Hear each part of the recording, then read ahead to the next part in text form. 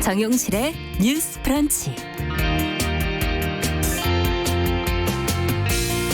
안녕하십니까, 정용실입니다. 국정감사 계절이 다가오면서 국회의원실과 피감기관들이 바빠지고 있습니다. 매년 국정감사 때마다 각 의원실에서는 언론의 주목을 받기 위해 유명인을 부른다든가 특이한 자료를 제출해서 화제몰이를 해오고 있는데요. 올해는 국민 캐릭터 펭수 또 유튜브 방송에서 인기를 얻고 있는 이근대위가 참고인 또 증인으로 나올 수 있다고 해서 관심이 쏠리고 있습니다. 방송국 근로자의 처우를 들여다보겠다. 또 육군의 총검술 폐지에 대한 견해를 듣겠다. 이 둘을 부르려는 데는 다 이유가 있겠죠. 화제성을 노렸다는 점도 부인할 수는 없을 겁니다. 국정감사가 재밌게 진행되고 화제가 되는 게 뭐가 나쁘겠습니까? 하지만 감사 내용은 부실하고 우스꽝스러운 사진만 남은 국정감사가 한두 번이 아니었기 때문에 올해도 벌써부터 걱정하는 목소리가 나오고 있습니다. 그 영화 곡성이었나요? 인기를 끈 대사 이거 기억하시죠? 무엇이 중헌디? 네, 올해 국정감사 준비는 무엇이 중헌디? 이 질문에서부터 시작을 해보는 건 어떨까요? 자, 28일 월요일 정용실의 뉴스 브런치 시작합니다.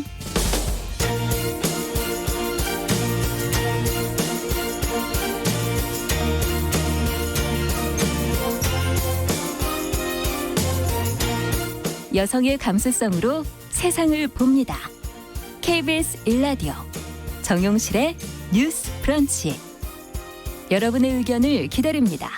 문자는 샵 9730으로 보내주세요. 짧은 문자 50원, 긴 문자 100원이 부과됩니다.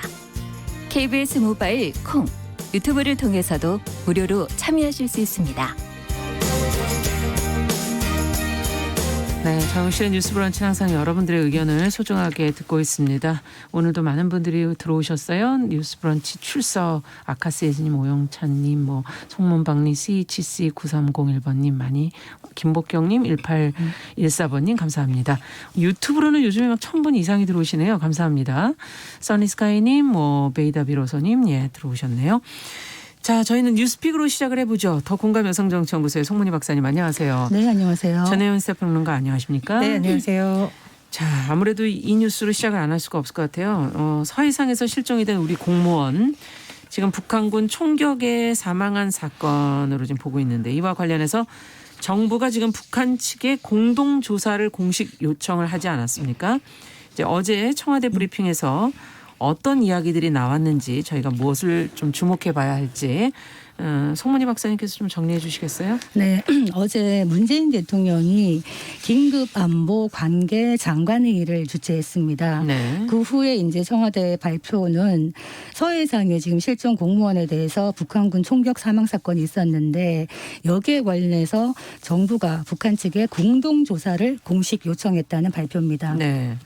그 25일 날 북한이 통일전선부 명의로 통지문을 보내서 이번 사건에 대해서 나름의 어떤 그 파악한 경위를 얘기하면서 어쨌든 불미스러운 일이고 미안하게 생각한다라는 사과의 형식을 갖췄는데, 네. 여기에 대해서 북측의 신속한 사과와 재발 방지 약속을 긍정적으로 평가한다고 얘기를 했습니다. 그런데 문제는 남과 북이 이제 파악한 사건 경위나 사실관계에 차이점이 많다는 겁니다. 네. 이때면은 통전부는 어떻게 말하냐면, 북한 통전부는 이 해수부 공무원 A 씨가 자신들의 신원 확인 요구에 불응했기 때문에 규정에 따라 사살한 것이다. 이런 식으로 약간 정당인 것처럼 이제 얘기를 하고 있거든요. 네. 그런데 우리 그 합참에 의하면은 우리 국민에 대해서 총격을 가하고 시신까지 불태웠다고 하기 때문에 이 주장이 많이 배치가 되고 있기 때문에 이 부분에 대해서 공동 조사가 필요하지 않겠냐라는 겁니다.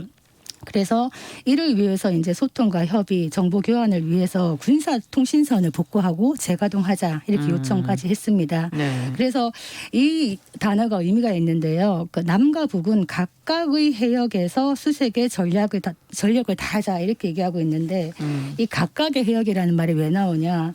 북한은 지금 본인들의 해역이라고 얘기하는 것이, 영해라고 얘기하는 것이 서해 해상 군사 분계선이거든요. 그런데 우리 남한 정부는 서해 북방 한계선 NLL을 우리의 영해로 하고 있기 때문에 이 부분에도 주장이 다르기 때문에 이 이제 좀 문제가 있을 수 있다. 조선중앙통신이 어떤 말을 했냐면, 이 사과문을 발송한 그 다음 이틀 후에 어떤 얘기를 했느냐. 지금 우리가 시신을 습득하면은 남측에 넘겨줄 절차와 방법까지 다 생각해 두고 있는데 지금 남측에서 영해 침범을 하고 있다. 이런 식으로 얘기하고 있기 때문에 공동조사가 쉬울까 이런 부분에 의문이 듭니다. 네. 자, 어쨌든 지금 앞서 얘기해 주신 것처럼 사과와 경고가 같이 있었다 이렇게 지금 말씀을 해 주셨는데요. 자, 우리 정부의 이 공동조사 요청 이거를 받아들일 것인가 성사가 되리라 예상하시는지 어떻게 보시는지요? 일단 어제 회의 같은 경우에도 문재인 대통령이 직접 참석을 해서 주재를 했다라는 것은 우리 정부의 주요 관계자들, 이제 관계 장관들도 다 와서 네. 북한에 보낼 메시지를 상당히 고민을 했고 대통령이 전면에 나선 것은 북한에서도 그만큼 책임 있는 답변을 그렇죠. 내놓으라는 신호로서 일단 읽힙니다. 네. 북한이 뭐 현재까지는 아직까지 딱히 입장을 내지 않은 것으로 보이는데 다만 최근에 냈던 그 관련된 입장을 보면 이런 입장을 냈었죠. 최고 지도부의 뜻을 받들어 북과 남 사이의 신뢰와 존중의 관계가 그 어떤 경우에도 절대로 훼손되는 일이 추가 발생하지 않도록 필요한 안전 대책들을 보강했다. 이렇게 설명을 했는데 저는 이렇게 생각을 합니다. 이제 신뢰와 존중이라는 단어를 양측이 쓰려면 가장 중요한 것은 진상 규명이 돼야 되는 것이겠죠. 그렇죠. 어느 정도 서로 납득이 되지 않는 상태에서 어떻게 국민이 사망을 했는데 신뢰와 존중이 될 수 있겠습니까? 네. 그래서 김정은 위원장의 어떤 사과에 대해서는 미국 측에서도 보면은 일부분 긍정적 반응이 나오고 있습니다만 최근 언론이라던가 대다수 사람들이 말하는 단어가 이겁니다. 진정성. 사과를 한 것 자체가 좋다 나쁘다에 떠나서 그 사과가 진정한 신뢰와 존중의 관계로 나아가려면 네. 반드시 공동조사가 되어야 된다라는 거죠. 특히 우리나라에서 문화에서요. 시신을 수습하지 못하는 것은 굉장히 가슴 아프고 많은 사람들이 공분을 할 수 있는 일입니다. 사건 사고에서도 그렇죠. 그렇죠. 그리고 지금 예. 양측의 주장이 엇갈리기 때문에 이거는 공동조사를 하지 않으면 결론을 나기가 어려운 상황이다. 그래서 반드시 공동조사가 돼야 된다라고 보고요. 오늘 아침 뉴스를 좀 보면 이도훈 한반도 평화교섭 본부장이 미국에 네. 도착해서 한 발언들이 좀 나오고 있습니다. 그래서 필요하다면 국제사회와의 공조와 여러 가지 루트를 통해서라도 공동조사가 반드시 돼서 일단은 지금 유가족들이 굉장히 분노하고 있어요. 그렇죠. 유가족들의 분노도 풀어주고 또 장기적으로 우리가 이런 사건이 또 일어나지 않도록 어떻게 돼야 될지 해결안을 차근차근 만들어가는 지혜가 필요하다고 봅니다. 네. 어떻게 보십니까? 지금 그 사과에 대해서 진정성이라는 얘기를 했는데 참 이 진정성이라는 게 판명이 되려면은 일단 이 사안의 경과에 대해서 구체적인 어떤 진상 규명이 먼저 되어야 되는 것이고 거기에 따라서 그거를 지시한 책임자 처벌 네. 그리고 향후 앞으로 재발을 어떻게 방지하겠느냐 또 만약에 실수로든 어떻게든 남쪽에서 북쪽으로 떠내려간 사람이 있을 때 또 다른 이런 일이 생겨서는 안 된다라는 이런 부분에 대해서 명확한 무엇이 있어야 되는데 지금 어떤 얘기를 하냐면은 대단히 뭐 불미스러운 일에 대해서 미안하다라고 얘기를 하면서 또 한편에서 사과문에서 어떤 이야기가 있냐면 우리는 우리의 어떤 경계에 의해서 이제 이렇게 한 것인데 여기에 대해서 뭐 만행이다 이렇게 불경스러운 표현을 쓰냐 이런 식으로 네. 또 말이 있어요. 그래서 조금 이거는 다소 모순적이고 이중적인 행태이다. 그래서 이 사과의 진정성이 좀 문제가 있을 수 있다 이런 생각이 들고 공동조사라는 것이 지금 한국 정부가 얘기하는 공동조사는 공동 현장 조사가 아니라 공동조사라는 말을 쓴 겁니다. 이게 왜냐하면 차이가 있는 건가요? 현장 조사가 이루어진 적이 없습니다. 지금까지. 그러니까 2008년도에 그 박광자 씨 피살 사건 났을 때도 네. 남쪽에서 공동조사, 현장 공동조사 하자 그랬더니 북쪽이 거부했었고요. 그다음에 천안함 2010년에 천안함 예. 사건 났을 때는 또 북쪽에서 공동조사 제안을 했을 때 이명박 정부가 받아들이지 않았습니다. 그래서 양쪽 다 마찬가지였군요. 예, 이런 선례는 없습니다. 선례가 없는데 이게 만약에 공동 현장 조사가 아니라 공동 조사 형식이라 그런다면은 각각의 해역에서 남과 북이 만약에 네. 자기 얘기하듯이 하면서 조사를 하면서 소통, 협의, 정보 교환한다 이런다면은 공동 조사 형식으로 갈 수는 있겠습니다만. 문제는 이게 얼마나 실효성이 있겠는가 하는 것이죠. 지금 사고가 난 후로 이제 며칠이 됐는데 해상에서 지금 이 말하자면은 부유물을 태웠든지 시신을 태웠든지 간에 이 찾는다는 것이 실제로 많이 어렵지 않겠는가 이런 얘기를 하고 있어서 북한의 공동조사에 대한 이야기보다는 국제적인 차원에서 공조를 해서 조사를 제대로 하는 것이 진상규명의 첫 출발이 아닌가 이런 생각이 들고 네. 하나 놓치지 말아야 될 것이 지금 영해 침범 이런 얘기를 하는 것이 네. 항상 남북 간의 문제가 되었던 NLL 네. 이 부분에 대해서 또 얘기를 하는 것이라 네. 이 부분에 대해서 좀 명확하게 할 필요가 있습니다. 우리가 9.19 합의 때 이 북방 한계선 NLL을 평화 수용으로 조성하자라고 명시를 했습니다마는 이거 그냥 선언적인 의미에 그치고 있거든요. 네. 그래서 지금 1, 2차 연평해전이라든가 천안함이라든가 이런 모든 것들이 이 중간 지역에서 주로 벌어지고 있기 때문에 앞으로도 이런 충돌 소지를 없애려면은 이 부분에 대한 명확한 어떤 규정이 필요하지 않겠나 생각이 듭니다. 네, 저는 뭐 동의합니다만 지금 당장 이것을 명확하게 합의안이 나오기가 쉽지는 않기 때문에요. 그렇죠. 이건 중장기적으로 우리가 풀어야 될 문제로 놓고 지금 만약에 말씀해 주신 것처럼 공동 수색을 해야만 사실은 신뢰할 수 있는 결과를 내놓을 수 있다. 그렇다면은 이번 안에 대해서만큼은 어느 지역까지 어떻게 할지를 잠정적 합의 또는 뭐 원포인트라고 하잖아요. 이번에는 반드시 공동 수색을 해야 되기 때문에 네. 안보상의 대치가 아니라 그래서 정말 공동으로 수색하는 것에 대한 어떤 합의 노력은 계속 해야 된다고 봅니다. 그리고 저는 이제 군에 대해서 여러 가지 의문이 제기되는 부분은 우리 군에 대해서도 그분에 대한 점검은 필요하다. 이거는 안보 보수나 여야의 문제가 아니라 예. 우리 국민의 안전이 위협받고 어쨌든 사살이 됐다라는 부분에서는 남과 북에서 이견이 없어요. 네. 그럼 그 과정에서 놓친 부분이 있다면 그 부분에 대한 진상규명도 역시 또 우리 정부 내에서 할 수 있는 문제가 있다면 그건 해야 되고요. 북한 같은 경우에도 굉장히 지금 추상적인 수준의 어떤 얘기만 하고 있지 아주 디테일한 그런 부분이 나오지 구체성이 않고 없죠. 있습니다. 예. 그래서 양쪽 모두 어떤 구체적인 부분에 대해서 자체적으로 할 수 있는 조사, 공동으로 할 수 있는 조사 이 부분에 대해서는 최선을 다해야 된다고 봅니다. 그리고 지금 군 통신선 복구나 이제 재가동 같은 경우는 저는 필요하다고 보는 게 남과 북이 사실은 지금 전 세계 유례가 없는 대치 상황이잖아요. 그러면은 이번 사건을 놓고 해상 수색을 각각 벌이다가라도 또 충돌이 날 수 있다. 그러니까 본질적인 것은 문제 해결을 하는 것인데 문제 해결을 위한 과정에서 또 충돌이 일어난다면 또 다른 문제가 발생할 수 있는 그렇죠. 것이죠. 그래서 이 뭐 북한이 좋거나 마음에 들고 이런 차원의 문제가 아니라 또 다른 충돌을 막기 위해서라도 통신선을 복구하고 재가동하는 것은 일부분 필요하다고 필요하다. 봅니다. 네. 그 유튜브에서도 지금 베이다 비로소님도 더 이상의 피해를 막기 위해서 군사 통신선 복구를 바란다 이렇게 지금 올려주셨어요. 예. 뭐 지금 남한과 북한 정부 순회 지도자 간에 친서가 왔다 갔다 이런 거를 이제 나중에 공개를 했는데 그렇다면은 친서가 왔다 갔다 하는 루트가 있다는 것 아닙니까? 지금 군통신선이나 이런 거는 파기가 되었었지만은 그렇다면은 우리 국민의 생명을 조금 더 우리가 지켜줄 수 있는 시한이 있었지 않을까? 좀 더 발빠르게 움직였다면 어떤 채널을 가동하든 간에 거기에 대한 아쉬움이 굉장히 크다. 그래서 결국에는 이 정부가 이 국가가 국민의 생명과 안전을 보호할 의지와 능력이 있느냐 추후에라도 이런 부분은 명확하게 보여질 필요가 있다. 이거는 북한뿐만이 아니라 국제사회에도 한국 국민의 생명에 대해서 한국 정부가 이렇게 노력을 한다는 부분을 보여줄 필요가 있는데 네. 지금 뭐 문제는 지금 한국 정부 같은 경우에 북한과의 관계가 사실 지금 경색되어 있는 국면에서 어떻게 보면은 파국을 막고 싶다라는 어떤 고민의 흔적은 제가 이해를 합니다만 그렇지만 그것과 국민의 보호랑은 또 별개의 차원이 아니거든요. 네. 평화를 얘기합니다만 우리가 평화란 큰 대의를 얘기합니다만 이 평화를 왜 지키느냐 결국 국민의 생명과 안전을 지키기 위한 평화라는 것이거든요. 네. 그래서 국민 한 사람의 희생이 결코 작지 않고 가볍지 않다.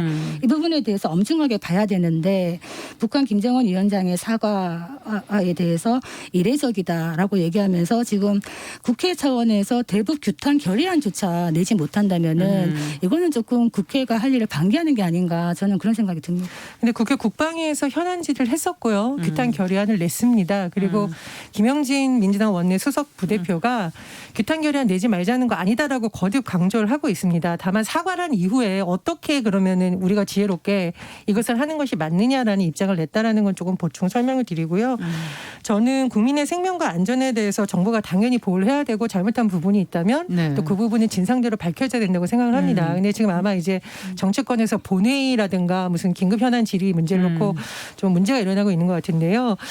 그런 것도 의미가 있겠습니다만 지금 국회 국방이라든가 외통이라든가 정보위가 가동을 충분히 할 수가 있습니다. 네. 그리고 오늘도 보니까 외통위 회의가 열리가 있더라고요. 네. 그래서 그런 부분에서 심도 있는 논의가 될 수 있다고 보고 특히 국회 정보위 같은 경우에는 굉장히 고도의 정보를 다루는 곳이죠. 그래서 네. 일반인들에게 그 내용만큼은 국회 방송은 공개가 되지 않습니다. 네. 그렇다면 국회 정보위를 가동해서 하는 방법, 또 국회 국방위를 통해서 현안을 파악하는 방법도 있기 때문에 이게 여야가 서로 싸우면서 오히려 국민들이 진실을 알 수 있는 기회를 놓치지 않도록 그런 부분에 좀 지혜도 필요하지 않나 그런 생각입니다. 이게 이제 야당이 지금 뭐 1인 시위도 하고 있고 이런 얘기를 하고 있는데 사실 이런 부분은 여야가 정쟁의 소재로 삼으면 안 되는 부분입니다. 네. 이거는 보수 진보 할 것 없이 국민의 생명에 달렸던 문제이기 때문에 사실은 한 목소리로 뭔가를 원보이스로 내야 되는 것이다. 그래서 제가 말씀드린 규탄 결의안이라는 거는 지금 이제 김정은 위원장의 사과문 형식이 오고 난 다음에 더불어민주당의 이제 입장이 약간 묘하게 갈리고 있는 것 같아요. 그러니까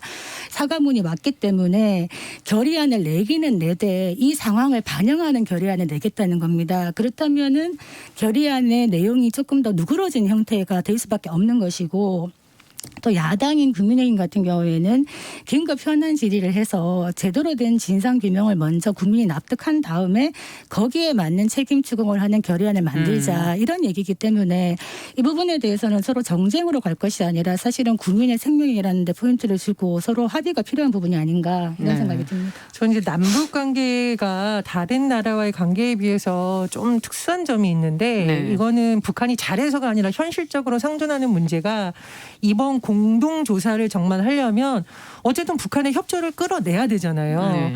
그런 부분에 있어서 아마 좀 여러 가지 고민이 지금 작용하고 있는 것 같습니다. 근데 어쨌든 북한이 공동조사에 응해야 될 것으로 보이고요. 필요하다면 지금 뭐 여러 가지 외교 채널을 가동해서 국제사와의 공조에 대해서는 여야도 이견이 없는 것 같습니다. 그런 부분에 있어서의 좀 많은 노력이 필요하다고 봅니다. 네, 그럼 여야 간에 이견이 없는 부분부터 해서 하나씩 접근해 나간다면 조금 더 길을 찾을 수 있지 않을까 하는 그런 기대도 해보게 되고요. 자, 국민들의 그 어떤 바람이 좀 이루어질 수 있었으면 좋겠습니다. 자, 100여 명의 지금 여성계 원로들이 안전하고 합법적인 임신 중지를 위한 국제행동의 날을 맞아서 이 낙태죄 전면 폐지를 촉구하는 선언문을 지금 발표를 한다고 하는데 어떤 내용인지 왜 원로들이 나서게 된 것인지 이유도 좀 궁금하고요. 내용을 좀 먼저 정리해 볼까요? 전혜연 평론가께서. 예, 이게 지금 낙태죄라는 표현을 쓰는데 이제 여성계에서는 이 표현을 임신 중지라고 쓰죠. 네. 왜냐하면 낙태라는 말이 가지는 굉장히 좀 어감 또 죄라고 이제 그렇죠. 명시를 해놓기 때문에 임신 중지라고 표현을 하기도 하는데요. 어쨌든 낙태죄가 있었는데 헌법재판소에서 2019년 4월 11일 헌법 불합치 결정을 내렸습니다. 네. 헌법의 정신에 맞지 않는다. 그렇다면 이것을 보완할 법안이 만들어져야 되는 거죠. 그렇죠. 근데 올해 안에 법안을 만들어야 됩니다. 2020년 그게 12월 기한이 정해져 있는 건가요? 31일 시한이 정해져 있습니다. 입법 시한이 정해져 있어요. 그렇다면 이렇게 불거진 여러 과정에서의 문제점을 보완할 수 있는 예를 들면 뭐 건강권 문제라든가 여러 가지 논의가 되는 부분이 잘 돼야 되는데 잘 되지 않는다는 지적이 많았었죠. 거기에 대한 우려가 계속 나왔습니다. 이제 더군다나 최근에 일각에서 이런 법안이 만들어질 것 같다라는 소식이 전해지면서 굉장히 논란이 되고 있는데 이 낙태죄라는 부분은 일부만 바꾼다라는 겁니다. 예. 이게 뭐냐면은 임신 14주 이런 식으로 임신을 했는지 몇 주 이렇게 기간을 정해놓고 네. 어떤 기간에서는 허용을 하고 그 기간을 넘으면 허용하지 않는다. 예전과 똑같이 낙태죄를 적용한다. 이런 논의가 논의되고 있다라는 것이 알려지니까 예. 여성계에서 굉장히 강력히 반발하고 있는 거죠. 여성계에서 반발하는 이유를 좀 요약을 해보면 만약에 이렇게 제약을 두면 굉장히 좋을 것 같지만 그렇지 않다. 이 피해가 사회적이거나 경제적인 약자에게 더 나쁜 영향을 미치게 된다라는 겁니다. 예를 들면은요, 결혼을 하고 뭐 정기적으로 산부인과를 다닌다던가 이런 여성들의 경우에는 본인이 임신한 사실에 대해서 빨리 알아차리는데 네. 청소년들, 특히 장애인들의 경우에는 상당수가 이것을 늦게 알아채는 경우가 많다고 해요. 예를 들면은요. 전국 성폭력 상담소 협의회가 지난 8월 성폭력 피해자를 대상으로 실태 조사를 좀 했어요. 예. 그러니까 이분들 같은 경우는 정말 불가피한 상황으로 이런 결정을 해야 되는 임신 상황인 중지를 하는 건데 거죠. 네. 그냥 일반인은 총 17.4%라고 해요. 그러니까 12주 정도 해서 임신 중지한 비율이. 근데 청소년은 38.9%고 장애인은 71.9%라는 겁니다. 네. 그러니까 정말 불가피한 상황에서 해야만 되는 사람들도 오히려 사회적이거나 경제적이거나 정보가 좀 제한되고 있거나 본인의 상황이 어려운 사람들은 예. 기간을 놓칠 수가 있는 건데 그렇죠. 거기에다가 낙태죄를 적용한 거면 결국은 피해자가 이런 사람들이 될 수 있다라고 지금 우려를 하고 있는 겁니다. 그래서 이런 부분에 대해서 굉장히 논의가 되고 있고 두 번째로는 사실 임신 중지 자체가 여성의 건강에도 좋지 않다라면 건강권을 보장하기 위해서 여러 가지 논의가 돼야 되는데 이런 부분에 대한 논의는 빠지고 처벌 중심의 논의만 되는 것이 아니라 우려가 아직도? 제기되고 네. 있는 겁니다. 그래서 호주제 폐지 운동을 함께한 여성 100인이 예. 27일 선언문을 냈는데요. 낙태죄는 반드시 삭제되어야 되고 이렇게 선택적으로 하는 방안을 하지 말고 전면적으로 폐지를 해라. 그리고 안전한 의료 지원 체계를 같이 마련하라고 좀 촉구를 하고 있습니다. 네. 자, 지금 말씀해 주신 걸 들으니까 임신 주수가 언제냐에 따라서 지금 그걸 제한하는 쪽으로 지금 논의가 되고 있는 것 같다는 생각이 드는데 두 분의 생각은 어떠십니까? 그 법이라는 거는 명확성의 원칙이 중요한데요. 네. 임신 주수를 기준으로 한다는 거는 명확성의 원칙에 벗어날 수가 있습니다. 왜냐하면 네. 임신 주수를 따질 때 마지막 월경일을 기준으로 하거든요. 예. 근데 실제로 이게 좀 불명확합니다. 마지막 월경일이라는 게 기억을 못할 수도 있고 그렇죠. 또 불규칙할 수도 있기 때문에 거기에 따라서 하루 이틀 상관으로 범죄가 될 수도 있고 안 될 수도 있다. 아, 그 그 명확성이 기준을 정하다 어긋나겠죠. 보면. 네, 네. 그렇고 또 하나 이제 임신 주수나 어떤 중지의 사유를 따라서 허용한다거나 아니면은 임신 중지를 하지 않기 위한 어떤 상담을 의무화한다든가 네. 그리고 또 의무 숙려 기간에 두는 것 우리가 왜 이혼할 때도 의무 숙려 기간 숙려기간이 두듯이 있죠. 네. 임신 중지에 있어서도 의무 숙려 기간 제도를 준다든지 아니면은 파트너나 그 남성 파트너나 제3자가 동의하는 것을 의무화한다거나 이런 다양한 어떤 그 제한을 가해 가지고 사실은 이 임신 중지를 허용한 나라들이 많았습니다. 지난 3, 40년간. 네. 그런데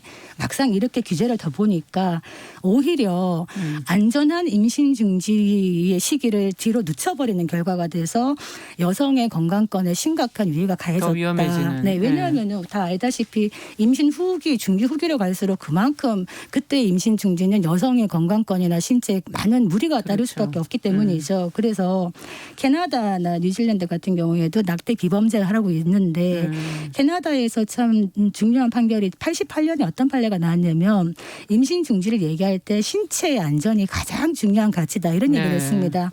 그래서 지금 헌법 불합치 나오고 1년 반이나 됐는데 정부나 국회가 별로 하고 있는 일이 없어요. 연구나 이런 것이 전혀 되지 않은 것 같네요. 그러니까 이건 뭐 예. 낙태를 범죄화 할 거냐 안 할 거냐 그리고 주수로 할 거냐 안 할 거냐 이런 정도의 논의에 머물고 있지 아까 말했듯이 어떻게 안전한 임신 중지를 할 수 있고 여성의 건강권을 보호할 수 있을까 이런 논의가 없는 겁니다. 지금 석 달밖에 안 남았습니다만 다른 논의가 필요한 부분이라고 봅니다. 그럼 만약에 올해가 지나게 되면 또 이것은 뭐 흐지부지 돼 돼버리는 건가요? 논란이 굉장히 커질 것 같은데요. 일단 법무부의 경우에는 저희가 몇 번 소식을 전해드렸는데 정책자문기구가 있습니다. 네. 그 안에 양성평등위원회가 있는데 법무부 양성평등정책위원회의 경우에는 낙태죄 비범죄화 즉 주수 제한하지 말고 네. 아예 비범죄화하자. 그렇게 해야 된다. 완전히 폐지해라 이 자체를 이렇게 했다는 겁니다. 그런데 의견을 중요한 제시했나요? 것은 네. 법무부가 제시를 한다고 하더라도 법무부 안에 위원회가 제시를 한다라도 결국 입법은 국회의 몫인데 그렇죠.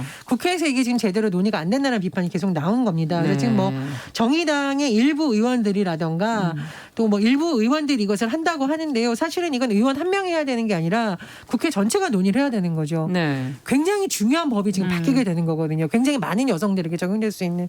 그래서 아마 원로들까지 나선 것 같은데 국회에서 다른 거 다 중요하겠습니다만 몇십 년 만에 헌법 불합치가 나왔던 이 안을 정말 제대로 안을 만들기 위한 논의가 지금이라도 필요할 것으로 보입니다. 그 낙태죄를 폐지하면 낙태가 무분별하게 말하자면 임신 중지가 무분별하게 이루어질 거냐라는 그 우려가 있죠. 우려가 있습니다. 네. 그렇지만 실제로 미국을 보면은 낙태죄를 폐지했던 73년에 낙태율이 16.3%였거든요. 네. 그런데 2015년에 보면은 11.8%까지 오히려 떨어집니다.